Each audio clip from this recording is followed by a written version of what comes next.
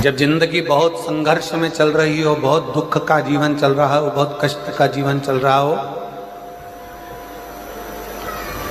बहुत कष्टमय जीवन चल रहा हो, तब शमी के 5 पत्ते, शमी के 5 पत्ते एक दुर्वा के साथ एक अक्षत चावल का एक दाना, वो भी हल्दी में भिंगोया हुआ हो या केसर में भिंगोया हुआ हो, शमी पत्र 5, एक दुर्वा, एक चावल का दाना, जो दिल से हृदय से बेलपत्री के वृक्ष के नीचे पार्थिव लिंग का निर्माण कर कर मट्टी का शिवलिंग बनाकर प्रदोष काल में, मतलब शाम के समय पर शिवलिंग बनाकर उस पे जल चढ़ाकर, जो ये 5 शमी का पत्र, एक दुर्वा और एक चावल का दाना, अपनी कामना कर कर, जो दुख चल रहा है बाबा से विनय कर कर एक एक पत्ता जब समर्पित कर दे, फिर एक दुर्वा समर्पित कर दे, फिर एक चावल का दाना समर्पित कर दे और बाबा का वहीं पर पुनः विसर्जन कर दे, 3 महीना तो जाने दो, 15 दिन के अंदर वो दुख कटता जरूर है, चाहे कोई भी दुख, किसी भी तरह का दुख क्यों न। एक बेलपत्र के वृक्ष की परिक्रमा करने वाले को हजारों अश्वमेध यज्ञ का फल प्राप्त हो जाता है, हजारों अश्वमेध यज्ञ का फल प्राप्त हो जाता है। उसी तरह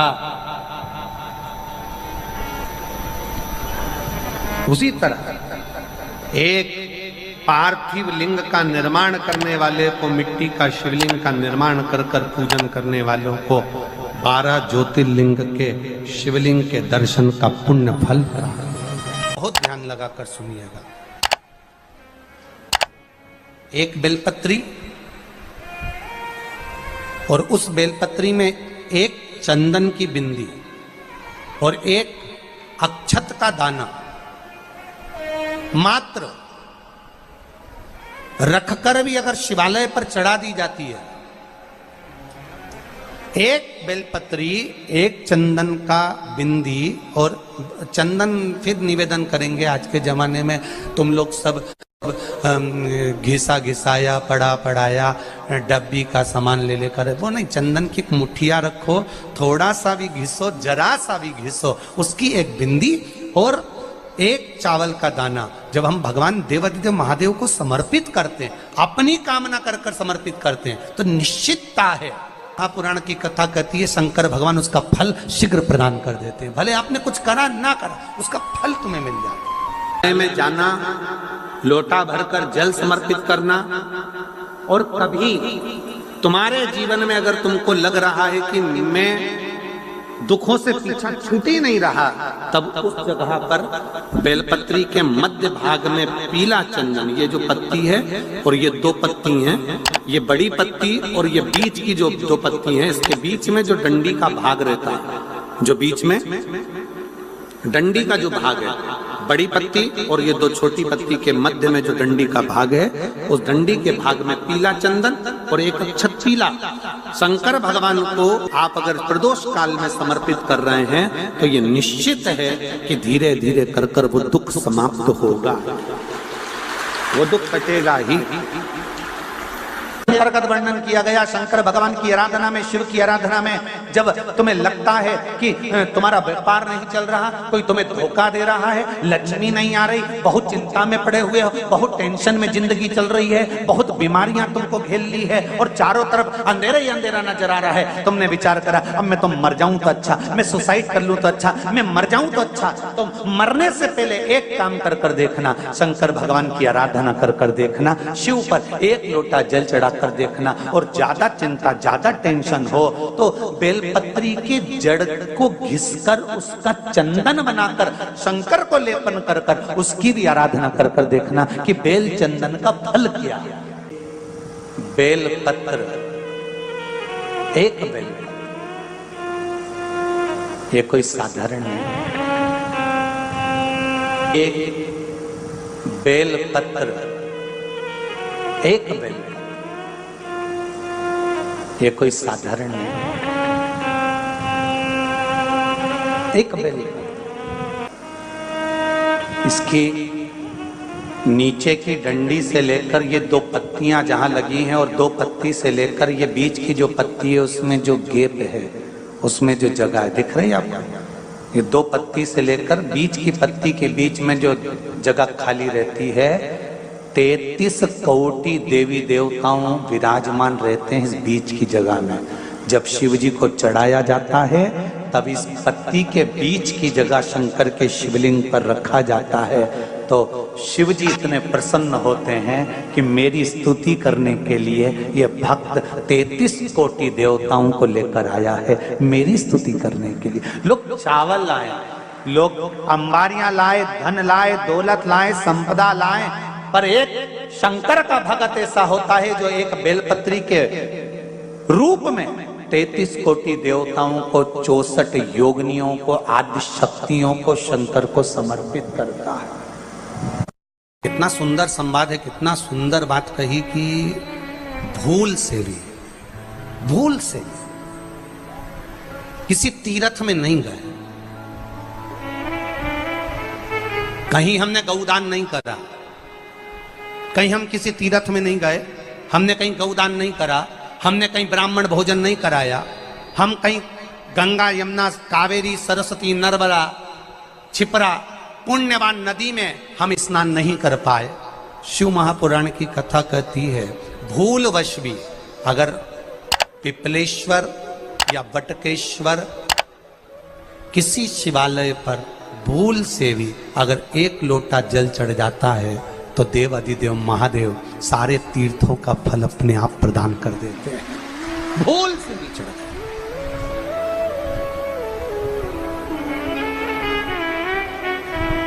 एकांतेश्वर महादेव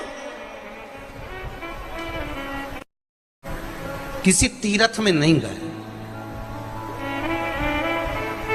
कहीं हमने गौदान नहीं करा, कहीं हम किसी तीर्थ में नहीं गए, हमने कहीं गौदान नहीं करा, हमने कहीं ब्राह्मण भोजन नहीं कराया, हम कहीं गंगा यमुना कावेरी सरस्वती नर्मदा छिपरा पुण्यवान नदी में हम स्नान नहीं कर पाए।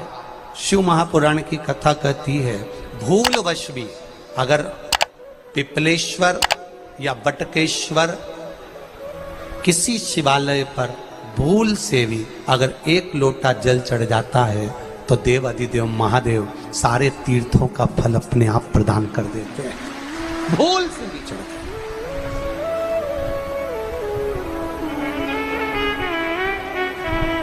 एकांतेश्वर महादेव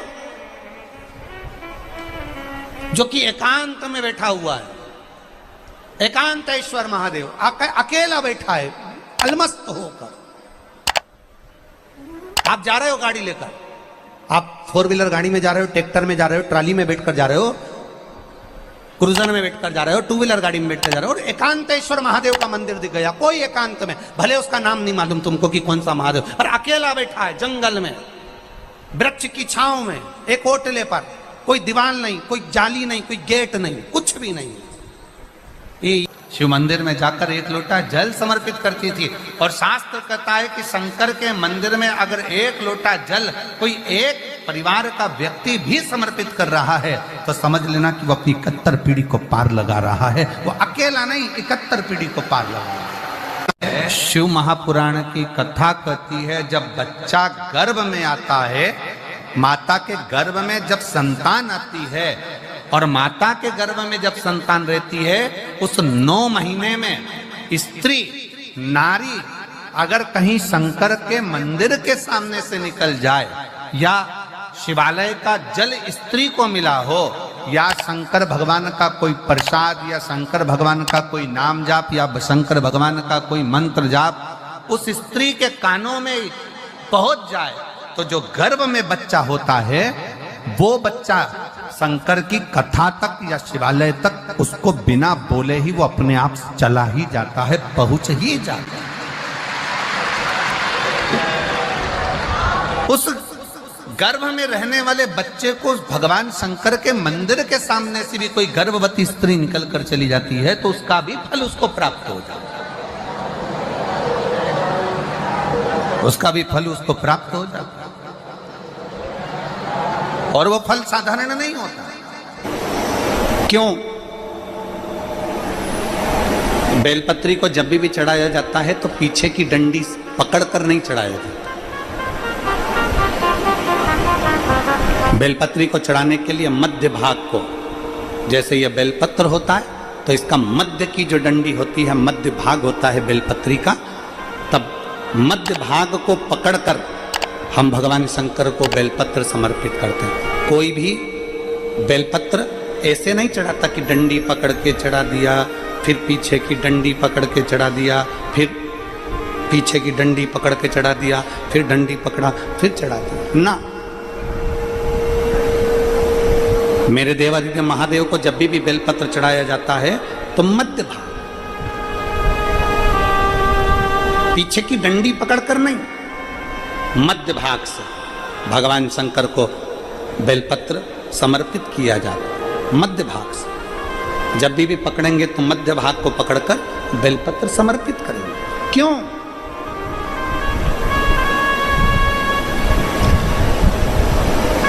क्योंकि हमने भगवान शिव को मध्य भाग पकड़कर इसलिए समर्पित करा कि ये केवल बेलपत्र का मध्य भाग नहीं है मेरे शंभू, मेरे हृदय के मध्य भाग को मैं आपके चरणों में समर्पित कर रही हूं। मेरा दिल, मेरा हृदय, मेरा चित्त मैं आपको दे रही हूं। मध्य भाग एक विश्वास के साथ दे रही हूं। इतनी सुंदर बात नंदी ने कही है।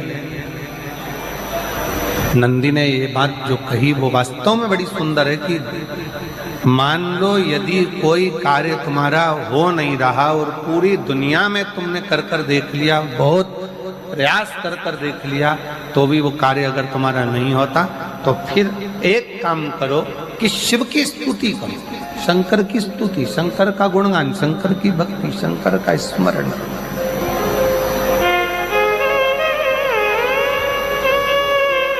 फिर शिव की स्तुति करिए, शंकर से विनय करिए, शंकर से निवेदन करिए, शंकर का गुणगान करिए।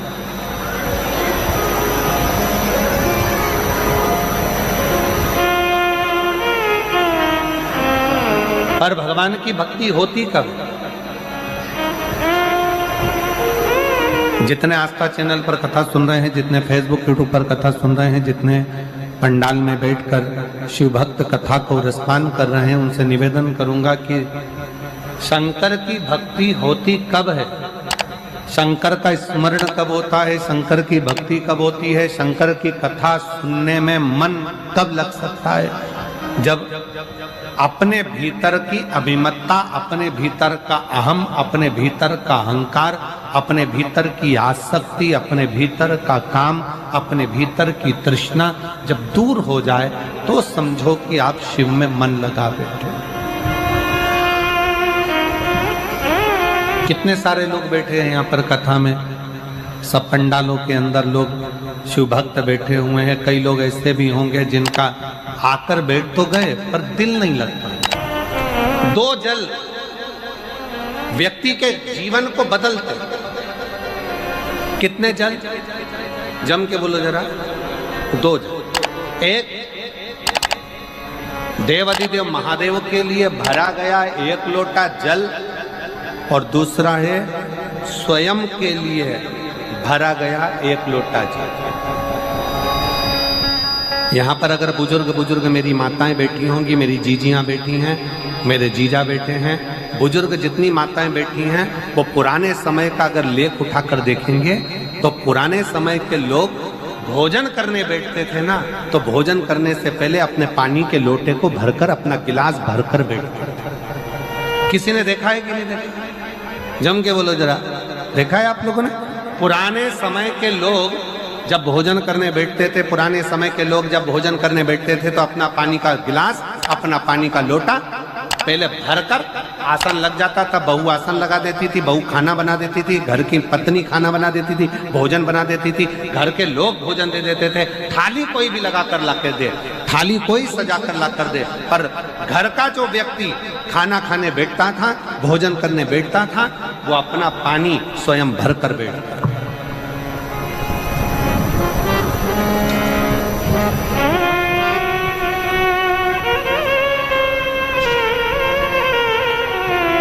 के जमाने में दुनिया के लोग कहते हैं मैं दुकान चला रहा हूं, दुनिया के लोग कहते हैं मैं घर चला रहा हूं, दुनिया के लोग कहते हैं मैं ये कर रहा हूं। तुम अपना खुद का पानी भरकर तो बैठ नहीं रहे और कह रहे हो कि घर चला रहा हूं। स्वयं का एक गिलास पानी व्यक्ति नहीं भर पा रहा। कितना सुंदर कहा है महाराज जी। बहुत सावधानी से सुनिएगा। दो जगह का जल व्यक्ति के जीवन को बदल देता है। एक शिव के लिए भरा गया जल और दूसरा स्वयं के लिए भरा गया जल। स्वयं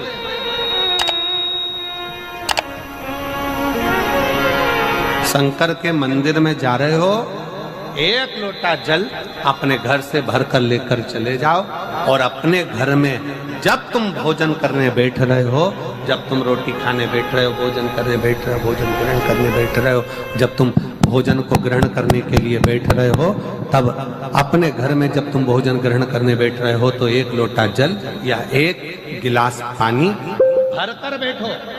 बहू अच्छी है, पानी भरेगी, मना नहीं है। बेटा अच्छा है, पानी भरेगा, मना नहीं है। पोता अच्छा है, पोती अच्छी है, नाती अच्छा है, पंती अच्छा है, घर में सब अच्छे हैं। तुम्हारी पत्नी भी अच्छी है, तुम खाना खाओगे तो पानी ला कर दे देगी। तुम्हारी बहू भी